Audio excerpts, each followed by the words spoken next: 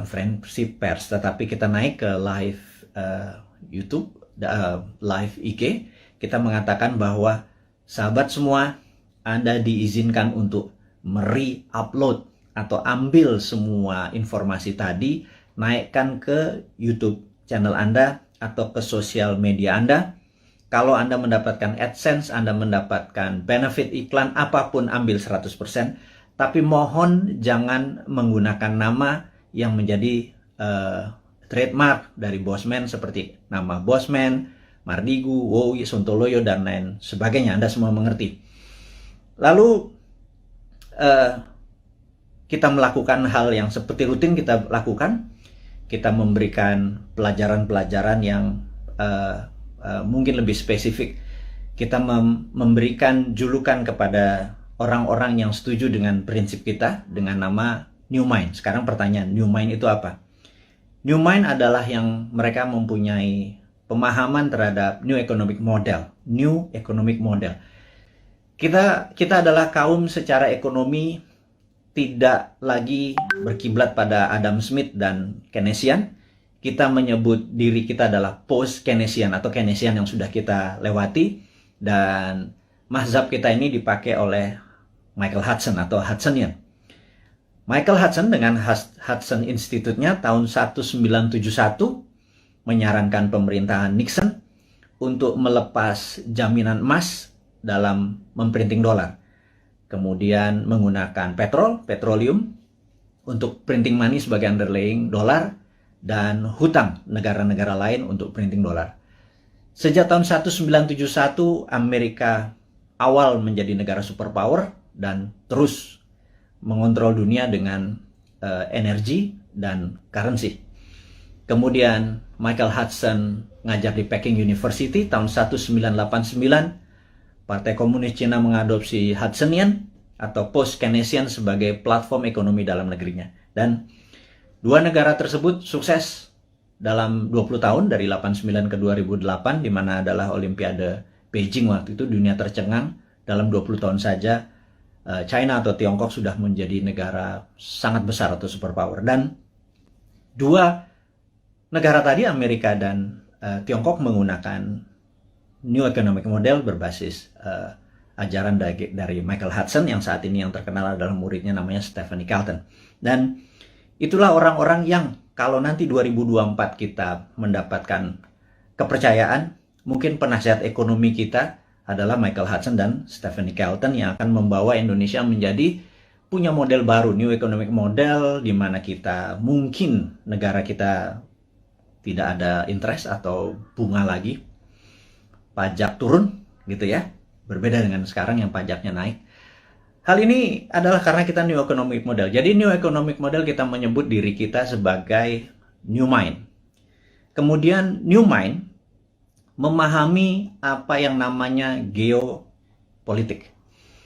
Geopolitik adalah sebuah kekuatan geografi dari negara kita untuk kekuatan berpolitik terhadap negara-negara lain. Jadi saat ini misalnya kekuatan geografi kita untuk politik untuk menekan Singapura, menekan ASEAN, menjadi kekuatan di tengah, memanfaatkan Selat Malaka untuk keuntungan ekonomi, saat ini tidak dilakukan selama 20 tahun pemerintahan yang ada. Kenapa saya sebut 20 tahun? Karena 20 tahun adalah ukuran yang harus kita patokkan. Jadi Dubai dibangun dalam 20 tahun, Beijing dibangun 20 tahun, Tiongkok, kemudian banyak negara yang dalam 20 tahun menjadi negara besar. Jadi kita tanya sekali lagi, Ibu Mega, alhamdulillah Anda sudah 3 tahun menjabat sebagai presiden ke-5, kemudian Pak SBY selama 10 tahun, terima kasih Anda sudah 10 tahun membawa negara ini. Kemudian terakhir adalah saat ini Pak Jokowi dengan 7 tahun, jadi total sudah 20 tahun. Pertanyaan dari kaum New Mind kepada Anda semua yang kami menganggap tidak berbeda haluan ekonominya, kita bicara ekonomi dulu ya, adalah tidak berhasil membawa Indonesia untuk menjadi negara superpower. Dan kemudian tahun 2024 ada 3 informasi yang kita bisa share. Nomor satu adalah ada isu bahwa akan diperpanjang 3 masa jabatan. Jadi incumbent bisa men-challenge lagi dirinya. Dan di sini saya ragu apakah nanti tahun 2024 Anda menang juga gitu ya. Tapi nggak apa-apa, itu adalah fair fight. Jadi kalau kita nih kaum New Mind mendadak nanti challenge-nya dengan incumbent, mungkin menarik karena kita menang atau kalah pun dari yang the best gitu ya. Kemudian ada isu kedua yaitu tidak 3 kali masa jabatan tetapi ditambah 3 tahun.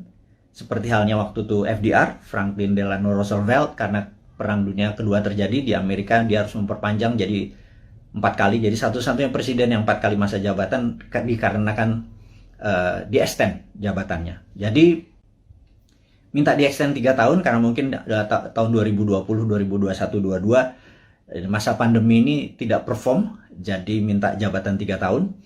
Dan baik itu jabatan 3 tahun ditambah, walaupun nanti 5 tahun lagi, 5 tahun lagi, atau 3 kali masa jabatan, itu keduanya harus MPR putuskan dan DPR. Jadi saya yakin Anda bisa lakukan karena DPR saat ini sudah Anda kuasai, ditambah PAN bergabung, jadi udah 82% suara Anda. Pasti Anda bisa ubah ini semua semau-mau dan sependapat Anda. Nggak apa-apa, itu free fight, itu pasar bebas, itu adalah demokrasi, kita nggak perlu marah.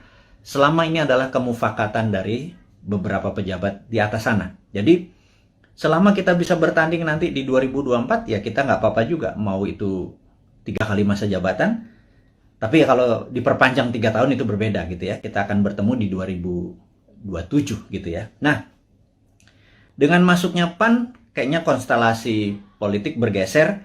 Apakah PAN masuk kabinet seperti informasi yang kita ketahui? Apakah Pak Zul masuk atau Mas Sutrisno Bahir masuk? Mungkin Menko Kesra, saya nggak tahu. Saya cuman mengira-ngira aja. Kemudian Pak Hadi, Panglima kita yang mendekati masa pensiun, apakah dia masuk kabinet? Atau penggantinya di Panglima bisa Pak Andika dari darat. Kalau ini merasa darat lagi mungkin Angkatan Laut yang masuk, dan Pak Andika bisa juga digeser ke BIN. Apapun itu, tujuannya saya tahu bagaimana, atau kita tahu bagaimana membuat negara Indonesia ini berdaulat. Saya tidak menentang, atau kami New Mind tidak menentang. Yang jadi pertanyaan adalah apakah kalian bisa membuat negara Indonesia menjadi negara superpower di tahun 2045 atau 24 tahun dari sekarang. Jadi apapun itu, kita lihat langkahnya hanya menaikkan pajak, kemudian berhutang, dan membangun hal-hal yang menurut beberapa orang tidak produktif. Kalau jalan tol, infrastruktur, oke lah. Walaupun dalam sebuah buku, yang saya lupa currency, saya nanti inform. Si Bolat ini, dia menyatakan bahwa jangan mimpi membangun negara hanya bersandar pada infrastruktur, jadi harus holistik. Jadi ada infrastruktur statis, infrastruktur dinamis, dan saat ini dianggap hanya infrastruktur statis yang diam seperti jalan tol, jembatan, pelabuhan, dan lain sebagainya. Harusnya infrastruktur dinamis juga dibangun. Tapi ada hal yang menurut kami adalah hal yang tidak produktif, adalah membangun ibu kota pindah ke Penajam. Dan ini produktifnya di mana kita nggak tahu gitu ya. Tapi yang jelas itu bukan hal yang penting, karena bagi orang seperti saya atau kaum New Mind ini yang sangat percaya pada kedaulatan sebuah bangsa, Penajam itu sangat lemah sekali jika ada serangan dari negara lain. Karena sisi utara ada Malaysia, Sarawak, di mana pangkalan militer Malaysia terbesar adalah di utara Kalimantan, di Sarawak. Kalau menyerang Penajam kurang dari setengah jam, bawa bom pesawat pembom rata tanah, dan kita nggak punya perlindungan sama sekali. Jadi saya pikir membangun Penajam, membangun ibu kota, nomor satu adalah harusnya membangun pangkalan militer terlebih dahulu. Pangkalan angkatan lautnya digeser dulu, pangkalan angkatan udara digeser dulu, kemudian darat dan kepolisian harus dipersiapkan dulu, infrastruktur harus disiapkan dulu, baru ibu kotanya. Jangan dibangun gedungnya dulu. Begitu saya jadi presiden nanti tinggal dibom sama Malaysia, kan gerah kita. Jadi saya rasa sudahlah, jangan nanti jadi hambalang penajam itu lupakan. Ini saran dari New Mind. Wahai yang terhormat, kepala negara, jangan dilanjutkan. Kita mengutamakan adalah masalah pandemi dulu gitu ya. Nah, kita masuk ke topik berikutnya adalah, masih topik yang pertama adalah, yang jelas YouTube channel kita kemudian diserang lagi berkali-kali sampai kita bingung. Maksudnya bingung nih gini. Kita kan punya channel di Santara dengan tagline UKM menang, kemudian Dinaran Official dengan tagline Rupiah menang. Kalau Bosman Mardigu tagline-nya adalah Indonesia menang. Jadi kita memasang cerita, karena selama di takedown tidak boleh upload, kita menaruh informasi di Dinaran Official dan di Santara. Kemudian begitu kita boleh lagi memasang, kita memindahkan informasi di Dinaran tersebut official ke Bosman Mardigu, dan itu di take down juga. Itu kita heran, berarti memang YouTube kita memang ditarget gitu ya, sampai kita kebingungan. Karena apalagi yang ditarget, karena benar-benar kata-kata yang kita taruh, bahkan jualan emas, jualan dinaran, akan mempromosikan emas sebagai alat bayar atau bukan sebagai alat tukar, itu pun di take down. Jadi kita pikir kita akhirnya diserang lagi.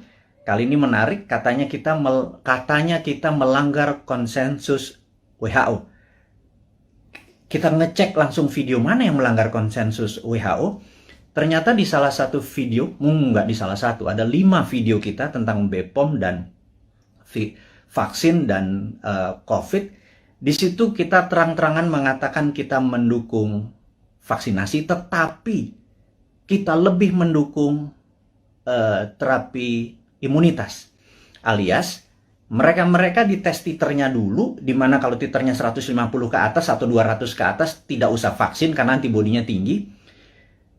Jangan semua orang dihajar titernya rendah atau tinggi, dihajar semua pakai vaksin, sehingga terjadi pemborosan. Dan menurut kita-kita ini, ada 400 juta vaksin udah dibeli, jangan-jangan dengan 50 juta kalau kita selected mereka yang titernya di bawah 150 antibodinya itu yang divaksin, maka jangan-jangan 80% penduduk kita yang di kampung-kampung sana yang hanya makan tiwul, hanya makan jagung rebus, terus ngopi, terus ngakak-ngakak tuh titernya pada tinggi semua karena bahagia semua. Sementara yang bermasalah nyara orang di kota dan pejabat-pejabat, terutama politikus yang titernya rendah walaupun makannya enak, mungkin karena duitnya nggak halal kali ya. Mereka-mereka yang dikasih vaksin gitu. Nah, ternyata kita mempromosikan imunoterapi atau terapi imunitas itu dianggap melanggar konsensus WHO. Dan kita di take down lagi. Jadi kita mulai mempelajari apa sih konsensus WHO. Ternyata konsensus WHO itu adalah vaksin itu suggested, atau dalam bahasa Indonesianya, vaksin itu disarankan. Sementara kayaknya nih ya, pemerintah kita kayaknya, sekali lagi ya, mohon maaf nih, kayaknya, kalau Anda marah, Anda geeran, atau Anda baperan. Kalau baperan jangan jadi pejabat ya. Jadi kayaknya di Indonesia vaksin itu mandatori, diwajibkan. Sementara WHO hanya suggested atau menyarankan. Jadi di sini kita ada sedikit pertanyaan, kita tidak melanggar konsensus WHO, tapi mungkin melanggar mandatori atau perintah dari pemerintah saat ini. Sekali lagi, kita bukannya tidak mendukung, tapi kita punya preference. Karena sahabat saya, seorang profesor yang saat ini mengajar di Cornell University, beberapa minggu yang lalu, mungkin beberapa hari yang lalu, 3 minggu yang lalu, mengatakan, kalau vaksin adalah sebagai single bullet proof untuk menang melawan COVID, itu halu. Jadi dianggap delusion. Jadi menurut beliau, kalau kita menganggap atau kita berpikiran bahwa untuk menang melawan virus corona ini, vaksin adalah satu-satunya single bullet proof, itu delusion. Jadi itu kata-kata sebenarnya cukup sadis gitu ya. Karena sebenarnya ada banyak cara untuk selain vaksin. Taliban itu nggak pakai vaksin, nggak pakai masker tuh, nggak ada yang satupun yang kena. Taliban, COVID-nya takut sama Taliban, itu aja berpikir sangat sederhana. Nah, jadi sahabat semua, akhirnya kita singkatnya adalah di take down forever, permanen. Jadi mendengar hal itu terjadi, RIP, rest in peace, kita dalam waktu 4 jam langsung membuat Bosman Mardigu official. Dan entah bagaimana, tahu-tahu ada 5-6 akun mirip-mirip, ada Mardigu Wowi official, Mardigu Bosman Mardigu unofficial, apapun itu. Saya minta dengan segala kerendahan hati dan dengan segala hormat Anda untuk mengganti dengan nama, jangan pakai trademarknya Bosman. Sekali lagi saya dengan hormat memohon Anda untuk mengganti, karena saat ini orang begitu membuka akun tersebut menjadi tidak terdistract gitu ya dengan penampilan Anda tersebut. Saya tahu niat Anda baik, tetapi saya sudah wanti-wanti, jangan pakai nama trademarknya Bosman, tapi videonya Anda upload, Anda re-upload, Anda share, Anda berhak atas itu semua. Tidak ada hak paten atau right yang saya tuntut, tidak ada. Tetapi jika ada orang keberatan, sayalah keilmuan tersebut yang akan dipertanyakan. Jadi Anda tidak akan bertanya. Jadi sekali lagi, saya mohon maaf untuk Anda. Saya minta dengan segala hormat untuk mengganti channel tersebut, sehingga Bosman Mardigu Official adalah satu-satunya akun. Dan ke depan kita akan punya gaya lain, punya genre lain, punya aliran lain, demi membuat Anda semua mengerti otot atau muscle knowledge atau otot bernegara yang lain yang akan kita ajarkan, yang akan membuat kita menjadi negara besar superpower di 2045. Dan di sini Anda akan selalu mendengarkan kata-kata berulang, yaitu New Mind 1, nomor 2 adalah 024, di mana kita target 024 adalah New Mind sudah mendapat mandat. Itu bukan berarti Bosman atau seorang Mardigu menjadi presiden, tapi kita berharap dalam 3 tahun ke depan, ya, kemarin kita udah punya 171 juta viewer. Kalau satu orang menonton 10 video Bosman, maka ada 17 juta sahabat Indonesia yang sudah menonton video Bosman. Kalau kita menarget 1 miliar viewer dengan teman-teman, ada sekitar 100 akun bersama-sama. Kalau 1 miliar viewer ditonton, maka kalau satu orang nonton 10, ada 100 juta warga Indonesia sudah terkena dengan New Mind. Saya harapkan secara pribadi 70% menerima konsep tersebut. Kalau 70% menerima konsep tersebut, ada sekitar 70 jutaan orang. Itu sudah hampir 50% dari mata pilih di 2024. Dan inilah yang menentukan course atau Indonesia mau kemana nantinya. Maksudnya begini, sahabat semua, sahabat muda, saya mengkhususkan Anda yang berjiwa muda dan masih muda, yang saat ini umurnya 40 tahun paling tua atau 40 tahun ke bawah. 3 tahun lagi paling tua adalah 43, 45 mungkin ya. Dan Anda yang berusia 45 tahun ke bawah, di tahun 2024 Anda adalah merupakan 71% mata pilih. Sebenarnya Anda lah yang menentukan negara Indonesia ini mau kemana. Masih bergantung pada IMF? Monggo. Masih berhutang? Monggo. Pilih aja siapa-siapa yang kira-kira mirip-mirip dengan genre-genre atau aliran 3 presiden terakhir. Pak Bu Mega, Pak SBY, dan Pak Jokowi gitu ya. Atau Pak Jokowi itu sendiri. Jadi, kalau Anda masih mau miring ke Tiongkok, pilihlah yang kita sebut para old mind. Jadi, kalau nanti di 2024 Anda masih memilih old mind, ya nggak apa-apa juga gitu ya. Ya sudah, saya secara pribadi tidak kalah, tidak menang. Tapi saya akan bilang ke anak cucu kita atau kita semua ya saat ini, yang hampir 7.000 sahabat yang saat ini bersama-sama menonton live IG-nya Bosman ini. Saya mohon dengan amat sangat, Anda fight untuk hak Anda, Anda fight untuk cucu turunan Anda, sehingga nanti Anda berkata bahwa anakku atau cucuku, dulu eyang, dulu mbah, dulu Pak Ade, dulu apapun itu, kita fight untuk membawa Indonesia dengan memberi pelajaran baru supaya Indonesia menjadi negara berdaulat, superpower di 2045. Tapi kami kalah. Di 2024 ternyata yang dipilih adalah old mind juga. It worth a fight. Jadi kita bisa punya cerita bahwa been there done that, ya gue kalah gitu ya. Tapi kalau kita menang, percayalah, New Mind akan membuat Indonesia menjadi negara superpower di 2045. Detailnya kita selalu urai di dalam 1000 video ke depan dalam 3 tahun, 1000 itu hampir 3 tahun. Itu akan mengurai dengan rinci apa yang harus kita lakukan mulai dari sekarang sampai 2024, dari 2024 sampai 2045. Kita rinci bagaimana Indonesia untuk menjadi negara superpower year to year-nya. 2025-nya ngapain, 2026-nya ngapain. Saya tidak yakin bahwa satu orang pun yang saat ini mencalonkan atau ingin menari menjadi presiden atau menjadi wakil presiden di 2024 punya konsep untuk membuat Indonesia menjadi negara superpower. Saya ragukan itu. Karena yang mereka lakukan adalah populerisme. Ingin menjadi populer, dengan populer mereka diharapkan mengambil hati rakyat, terus mereka memilih.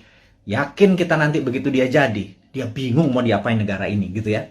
Beda dengan New Mind. New Mind tidak ingin menari untuk menjadi presiden, tetapi konsepnya yang akan kita bawa agar siapapun yang nanti menari di 2024 membawa konsep ini yang akan membawa Indonesia menjadi negara superpower di tahun 2045. Itu 24 tahun dari sekarang.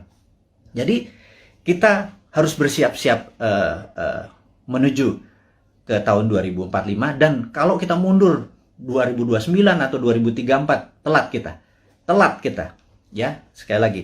Nah, sahabat semua, jadi saya rangkum sesi pertama, yaitu mengingatkan untuk Anda mensubscribe Bosman Mardigu Official, dan tolong sebar dan viralkan. Kemudian isinya mau di re-upload di YouTube channel Anda atas nama Anda pribadi, monggo. Karena kita akan fight dalam jangka panjang. Dan jangan lupa Anda harus mempromosikan Anda punya YouTube, IG tadi dan lain sebagainya. Karena jangan Anda menunggu bola, Anda hanya menggunakan video Bosman harus terus mengharapkan orang nonton, kemudian mengharapkan AdSense. Nggak bisa begitu. Anda harus berkeringat untuk apapun yang Anda dapat. Anda promosikan video-video tadi di video YouTube channel atau sosial media Anda. Dan tadi pagi saya heran, saya naikkan sesuatu di IG. IG ini saya agak sedikit deg-degan. Karena di Agustus kemarin 5 kali kita diperingati. Bahkan kita ada kata-kata ganyang koruptor, itu di take down. Itu cukup kaget saya. Jadi rupanya apapun yang ditulis, di caption oleh Bosman, bahkan video dari orang lain yang penontonnya cuma 300, kita ambil, kita upload di tempat Bosman, toto dalam 1 jam ada 100.000 viewer, captionnya kita mungkin berbeda dengan yang lain, toto di take down. Jadi tadi pagi di take down lagi, cukup kaget saya. Dan kalau itu di take down lagi membuat resiko IG kita yang 2,1 juta follower ini juga beresiko seperti 1,5 juta subscriber dari YouTube. Jadi, tapi apakah kita akan give up atau menyerah?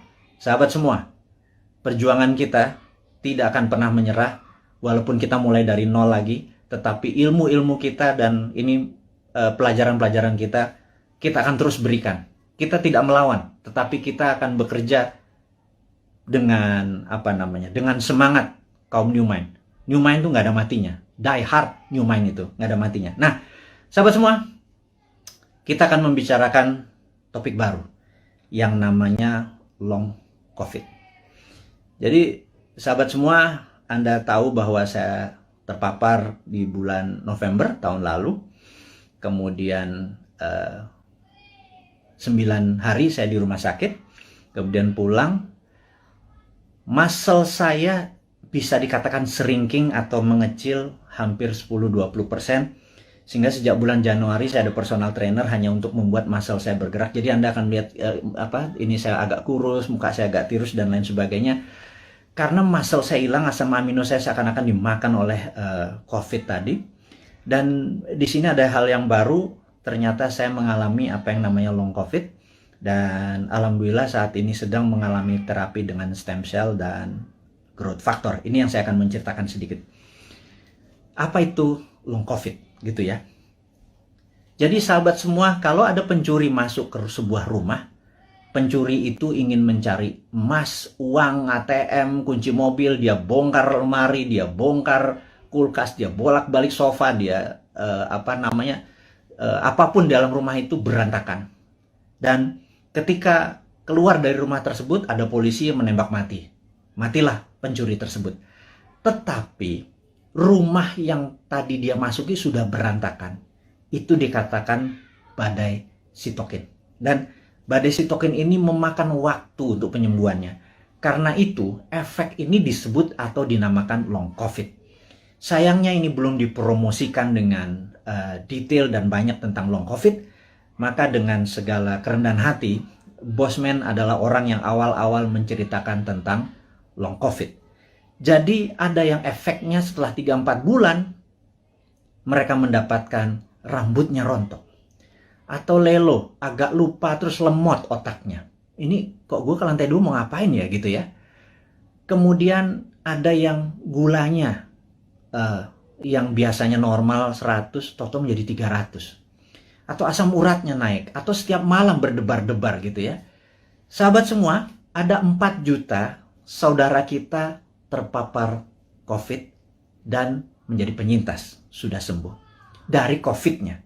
50% katakanlah yang 2 juta itu menjadi normal kembali, tetapi yang 2 juta ini saat ini mengalami efek long COVID mulai dari yang kecil sampai yang severe atau yang parah. Dan sebagaimana kita ketahui bahwa 90% korban meninggal karena COVID-nya sudah negatif, alias kena badai sitokin atau organ-organ tubuhnya terkena pengaruhnya tadi. Jadi sahabat semua, bagaimana solusi long COVID ini gitu ya? Saya akhirnya sangat serius mendalami ini. Saya bergabung dengan beberapa dokter yang saya anggap mereka adalah pejuang-pejuang kesehatan. Kami memfokuskan dengan stem cell dan growth factor. Dan alhamdulillah, siapapun yang terkena COVID, kami injeksi, kami tidak minta bayaran. Siapapun yang terkena long COVID, kami injeksi, tidak meminta bayaran. Dan saat ini Anda bisa cek di YouTube channel yang nanti akan kita sebarkan dan di IG. Siapapun yang terkena ingin menggunakan stem cell dan growth factor, dan ini cukup mahal. Satu injeksi itu 1 juta rupiah, saya nggak peduli. Kita sudah hampir 3.000 orang kita lakukan dan alhamdulillah sudah hasilnya sangat positif dengan tingkat kesuksesan 98%. Ini akan kita promosikan besar-besaran sebentar lagi. Tentunya setelah kita masih terbatas, tapi ini adalah penyelidikan yang sudah 5 tahun berjalan. Kita gaspol, intinya adalah kita ingin berkontribusi, kita harapkan 1 juta orang. Entah itu yang terpapar atau kena long COVID, kita kasih free. Ini proyek agak utopia, agak gila sedikit, tapi itulah New Mind. Tidak minta sumbangan pemerintah, tidak minta sumbangan apapun, tetapi kalau Anda kami tolong, dan rambut Anda yang rontok tahu-tahu tumbuh kembali setelah beberapa kali diinjeksi, kami mohon dengan hormat, Anda gratis. Tapi kalau Anda mau berkontribusi untuk menolong sesamanya, terserah. Mulai dari 0 sampai tak terhingga, Anda lakukan pembayaran atau tidak sama sekali, kita nggak peduli, kita punya cara lain. Jadi intinya adalah stem cell dan growth factor ini akan menjadi senjata kita untuk menolong teman-teman yang long COVID. Saya tahu di antara 6.000 saat ini hampir 7.000 ada mereka yang jadi yang saat ini gue deg-degan kalau malam itu jangan-jangan long COVID karena gue udah penyintas COVID. Ini yang membuat gula gue naik, ini membuat dimmer gue naik dan lain sebagainya. Yuk kita diskusi lebih detail lagi tentang hal ini. Anda boleh DM atau nanti komen di IG kita atau di YouTube channel kita, karena kita akan merinci sekali lagi. Jadi ini berbeda sekarang YouTube-nya dengan YouTube yang dulu. Kita akan lebih banyak kontribusi-kontribusi ini, tapi bukan hadiah-hadiah, tetapi benar-benar ingin penyembuhan masalah COVID dan long COVID ini. Ini sedikit kontribusi dari kaum New Mind. Dan bagi mereka yang sehat, supaya tidak terpapar, kita adalah orang yang ingin imunitas kita tinggi. Kita ada immodulator. Ini juga free. Kita akan kasih semua orang. Ini berbahan baku juga ada stem cell dalam tanda petik yang kita keringkan dicampur dengan herbal. Ini juga gratis. Kalau Anda minta immodulator, kita kirim dimanapun, tapi ongkos kirimnya Anda tanggung kalau itu di luar Jakarta. Kalau di Jakarta ambil sendiri. Nanti tempat-tempatnya kita kasih tahu, ada yang di Citos, ada yang di Senayan, dan lain sebagainya. Itu detailnya. Immodulator ditargetkan adalah mereka yang ingin titernya atau antibodinya tinggi, atau mereka yang dalam proses penyembuhan setelah recover dari COVID. Sekali lagi, kita akan menyiapkan immodulator. Namun kalau long COVID tadi yang stem cell dengan growth factor, kita injeksi ke muscle atau daerah bokong gitu ya, akan kita masukkan. Oke, itu adalah informasi kedua, sahabat semua. Yang ketiga adalah sahabat saya, seorang profesor filosofi, guru besar universitas cukup terbesar di Jawa Tengah, tadi pagi menyatakan, Mas Mardigu, sampean ini memang gila katanya. Anda benar-benar mendeklar diri Anda sebagai Westphalian. Saya begitu dikatakan saya sebagai Westphalian ini saya tertawa. Karena bagi orang seperti saya, no need an explanation tentang apa itu Westphalian. Jadi, tapi saya yakin teman-teman yang masih muda di bawah 40 tahun, mungkin yang memahami Westphalian ini cuman 5-10%. Ya udah, saya review apa, what the hell is Westphalian gitu ya. Jadi Westphalian ini adalah orang-orang yang mendukung. Ini adalah di abad 17, tepatnya mungkin tahun 1648. Ada Westphalian, sebuah kota yang sekarang di wilayah Jerman, Westphalia.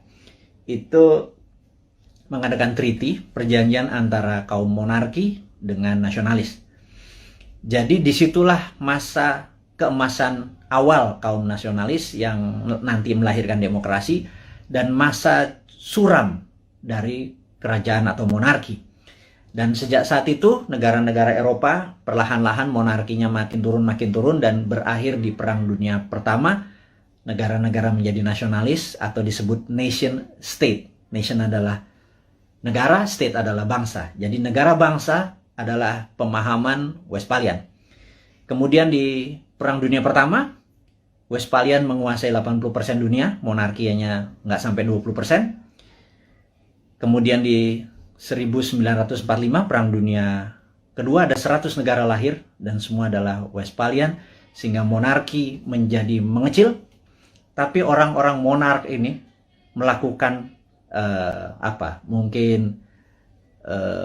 memutasi. Mereka menjadi raja-raja seperti Rothschild, Oppenheimer dan lain sebagainya. Ada 13 raja-raja, keluarga raja-raja dalam tanda petik, bukan raja beneran tapi raja ekonomi. Nah, mereka inilah yang mulai menggarap dunia tahun 50-an, 60-an, 70-an terus. Dan mereka yang kita sebut sekarang dengan nama globalis. Jadi globalis ini anti-nation, anti-negara, anti-bangsa. Globalis hanya peduli pada NIK, nomor induk kependudukan. Mereka hanya peduli pada numbers dan sertifikasi. Jadi saya tidak menentang vaksin, saya menentang sertifikasi. Jadi ini jelas ya posisi saya ya. Saya anti sertifikasi, saya anti dimonitor, saya anti diikuti, dibedah. Kita kemana aja, masuk ke mall, keluar mall, masuk ke sini, kita dibedah, kita diikuti dan ada nomor serinya.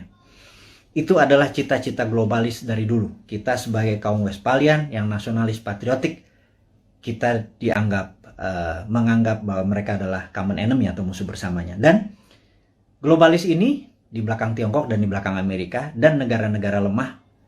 Jadi kita takutkan negara tetangga ini sudah terpengaruh dengan globalis, sehingga kita kaum nasionalis, kaum Westphalian ini ya dibungkam, entah di YouTube-nya, entah di IG-nya, atau kita dibungkam karena mereka tidak ingin semangat nasionalis seperti yang Pak Karno promosikan menjadi penghalang kesuksesan mereka mensertifikasi dan memberikan numbers kepada penduduk dunia. Tapi kata-kata guru besar tadi tentang kita adalah Westphalian dan diserang untuk dibungkam membuat saya tertohok. Intinya adalah benar juga ya. Jangan-jangan itu yang terjadi.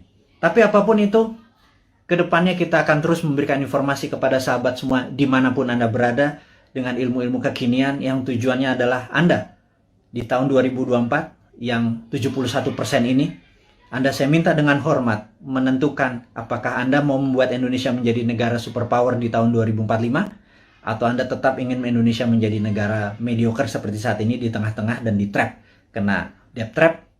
Kita nggak bisa kemana-mana, siapapun jadi presidennya, menjadi pemimpinnya, terborgol sampai tahun 2045. Anda bisa pilih itu semua, dan untuk itu saya mohon dengan amat sangat Anda promosikan ide-ide dari New Mind ini dengan siapapun. Kita challenge ilmu kita ini, kita lakukan studi lebih dalam lagi. Tujuannya adalah untuk membuat Indonesia berdaulat seperti kaum Westphalian atau nasionalis. Tapi kalau Anda memilih menjadi sama globalis, monggo juga 2024 kita memilih enggak, kita bukan nasionalis, kita setuju sama globalis, kita ikut Tiongkok, kita ikut Amerika, kita ikut IMF, kita ikut obor, kita ikut globalis, silahkan juga. Itu ada pilihan Anda. Tapi saya secara pribadi menyatakan diri saya anti globalis, saya Westphalian, saya nasionalis, saya patriotis, dan saya harap mereka-mereka yang mengadopsi New Mind berpendapat bahwa kita anti bunga, deposito kita tidak ada bunga, rupiah kita berputar, dan salah satu transaksinya kita nanti bisa menggunakan alat tukar baru yang namanya emas, di mana cadangan deposito emas kita cukup besar yang bisa menjadi underlying dari transaksi menggunakan emas. Ini adalah prinsip-prinsip New Mind. Sahabat semua, kita sudah bersama-sama hampir 1 jam.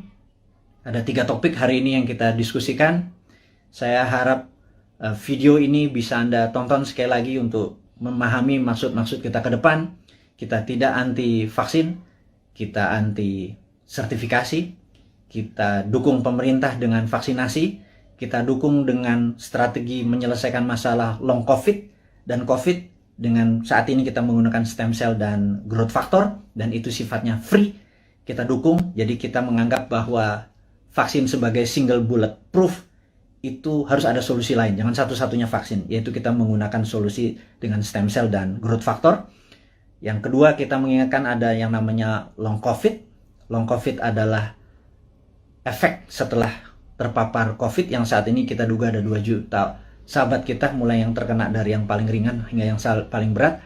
Dan ini akan kita gratiskan semua pengobatannya, dan nanti diskusinya kita ada di DM, di sosmed kita, atau nanti akan informasikan ke YouTube.